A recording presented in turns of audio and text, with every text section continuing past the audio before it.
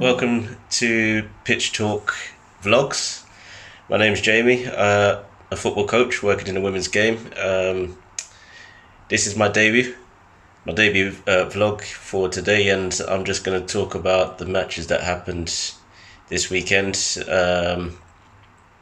Not just in the women's game, but also in the men's game. And there were some seriously interesting results going across the board. So, let me see. Let's start with the big ones. Liverpool losing 7-2 in the men's game. It was wow, just wow. But there were things to look at, and it might be a case of they need to readjust based on the fact that they're defending their title, but they're also saying that they want to go and win the next one. I don't necessarily think you're going to win it if you're still using the same tactics as last season. And yes, the season only ended in what, June, August, whenever it was. You still have to kind of think, you know what, maybe change the tactics slightly so that things can be a little bit more easier to manage. And that's what I think going into this game and looking at the result that it was. So 7-2 against Aston Villa, not great. United, wow, again 6-1 against Spurs at home, not good. 4-1 by half time. There was a spotty moment where I think if you're going to send off one player, you need to send off the other. Lamela getting Martial sent off by literally falling on the floor after Lamela, ironically, elbows Martial in the neck or the head. I can't remember where it was. But it was at a corner, didn't need to do it, 2-1 up. And then he's literally gone, I've been caught in the face, let me go down. Now my thing is for that, why are you being allowed to do that? So yeah, there's reasons behind it, but then Spurs literally hurt United at home, and it hasn't been done since 2011 when Man City did it. So again, being an Arsenal fan, I know how that feels, and ironically being at Old Trafford against the North London side, yeah, it's interesting. It's interesting to say the least. Gonna move on to the other side. There's been some big results this week. There's been some massive results this week in the women's game, and Arsenal played out a 3-1 victory this evening, or this afternoon, I should say. Last goal being scored by Maidema, but Bristol City actually took the lead. Bristol City did well, took the lead, and it was a bit of a shock, and it's a bit of a wake-up call for Arsenal. I think, in theory, I don't think we've strengthened well enough. I don't think we've got enough players going forward to compete against Chelsea and Man City for this season. We were knocked out of the cup by Man City, courtesy of Steph Houghton, who used to play for us, and also Mewis. I think it's Sal Mewis, I can't remember. But yeah, two players who have made sure that they've scored goals where they needed to. I think with a few of the other games it went well. I was watching the Man City Tottenham game earlier, and I also watched Brighton versus Manchester United. Now, I didn't get to see the end results, but very good games tactically. And I think for this season, there's been a lot of changes. There's been a lot of players for Australians and Kiwis, as in New Zealand players, have been bought. A lot of American players have been bought into the side, and they've been bought, and I think they've been bought just to strengthen the league. I think they've been bought more so to strengthen the league and to show that that's what the WSL is all about. I don't know if that's true or whether it's just to strengthen and bolster clubs, bolster their options. But we're now seeing exactly what the men's game is all about, which is we have players coming through, and it's going to be very difficult to step up their game. With new players coming through the ranks rather than actually going out to buy them.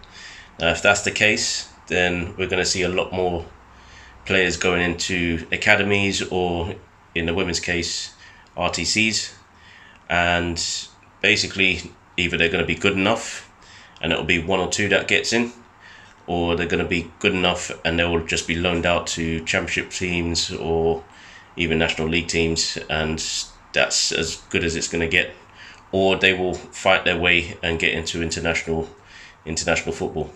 I hope, for the country's sake, that it will be a case of the players that are brought in also help the players that are coming through. I know Pernell Harder has been bought by Chelsea. You've got so many different players. You also got Sam Kerr at Chelsea. Jill Roord, a Dutch international. Vivian Miedema. So many good players coming that have been brought into the game, which have been here for quite some time. I know Sam Kerr was bought in January, but you're looking at it and I'm thinking, for the game itself, it's great, but at the same time, what does it mean for England?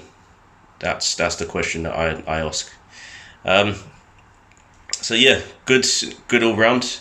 The weather's played a massive part in every game this weekend, regardless of whether it's the men's, the boys, the youth. And obviously the coronavirus has also stopped most looking at futsal and things like that. Yes, futsal's been stopped by the FA in this country. I think that was a harsh decision, but that's how I feel about it. Hopefully it's for the benefit of the game itself, of football. If not sure why you got rid of it. But going forward, again, teams are still readjusting because of the lateness of the season beginning. Teams are still readjusting because of the fitness, so having to be up to speed with their players, and that goes across the board in terms of men's and women's game. Youth games, I would be conscious to see why most teams are looking at the results, but I also understand why they might be looking at the results going forward. I had a couple of games this week that were called off, and it really hurt. Really did, just simply because it was unprofessionally done. It wasn't done well. It wasn't done in the correct manner. Or one of them wasn't, and the other one was. And it is what it is. It is what it is. The weather's been a bit of an issue this weekend for everybody, but take nothing away. Glad to get out and watch a few games myself. For those that did go ahead. And great to see players that I used to work with and players that I still see nowadays, getting out there and just playing football.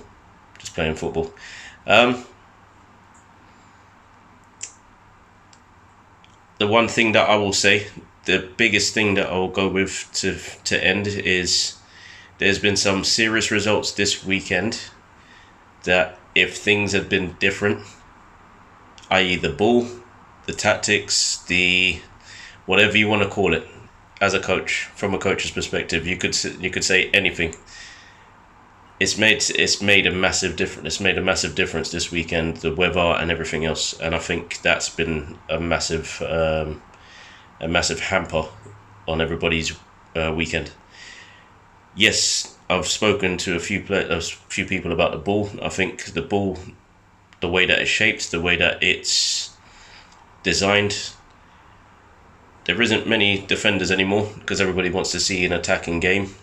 So you're seeing a lot more high press rather than people understanding what the high press actually means, or defending deep where you could catch somebody on the counter attack. I get this, but I think that's an interesting way to go, and I think that's been going for the best part of 6 years. It'll be interesting to see if anybody's caught up on it.